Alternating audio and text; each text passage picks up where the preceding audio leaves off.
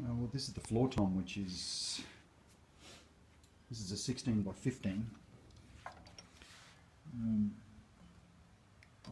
It's got 1, 2 vents, I think. Make that one. A large vent. I don't know why Sakae made a 16 by 15 inch drum, except I don't know, if they make 16 of them they can make an extra floor tom. It's sort of interesting, but it's certainly deep enough. And this is the suspension system, which is pretty hefty. And this is my kind of one quibble with this kit, I suppose. I look, there's another vent hole. I don't really think a floor tom needs this much suspension, but anyway, this is how it comes. I've managed to achieve a good sound from my floor toms by putting ISO feet on the legs, without all this extra stuff around the side of the drum, which of course does present the odd problem. Insofar as fitting it into a bag, I'm okay with that. It's just the extra weight of the drum. 3 of these things would certainly add to the weight. But look, they function well.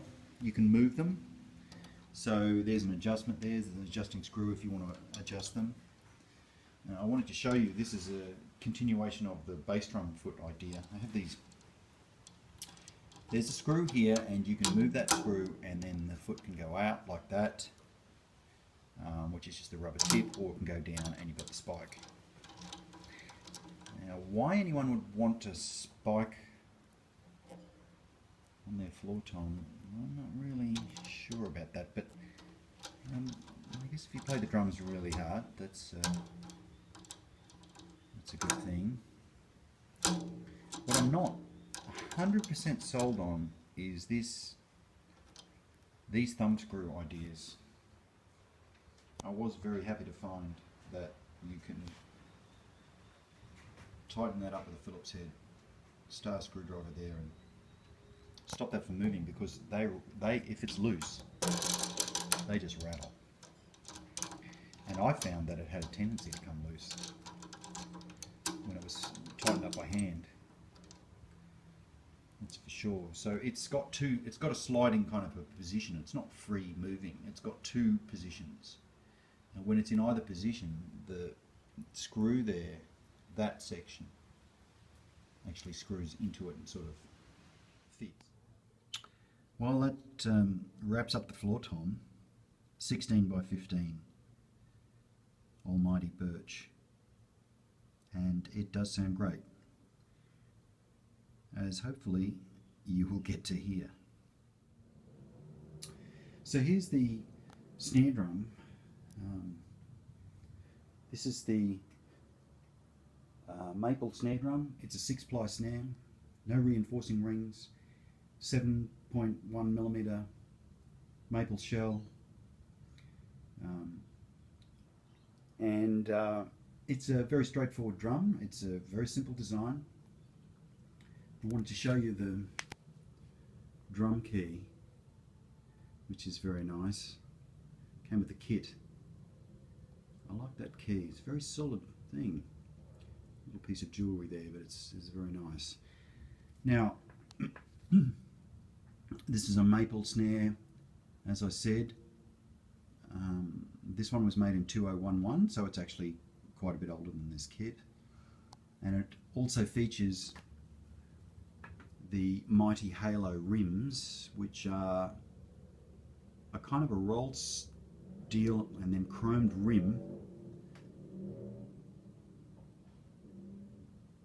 and it has this profile where it comes in, a bit like the Slingerland, stick saver style rims, except it's not die cast, it's rolled steel. And that's an interesting choice, because they're obviously going for a bit of a retro vibe there, and I have AB'd a standard flanged rim, triple flanged rim on this drum with this, and there is a difference, but it's a very small difference. It's a very subtle difference. A bit more of a focused sound, as they say. So how do I feel about it? Well, I've played gigs on it and I really liked it, so there's no problem in playing the rim. And you know, rim clicks sound really good, rim shots sound fine. There's the badge. And these lugs, which have two fairly small footprints on the shell. And they're very solid. They've got this solid tube in between the two of them. And everything very nicely finished, as with the rest of the kit. I'm just going to turn this over. I wanted to show you these snares, which are an in-house production. So these are Sakae snare wires. They remind me a little bit of the Canopus ones, and how they look and sound. Snare bed, standard kind of a snare bed, not really that deep. And the 45-degree edges. See the butt end of it there. All very nicely presented. There's the badge again. I can turn this around and show you the throw, which is just great. It's a wonderful throw.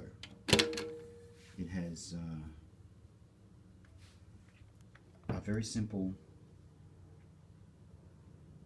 style and a knurled knob there, which is quite solid and doesn't move all that easily. And then this, if I can get that, this has this outside lever that brings up and engages like that. You know, that just works so well.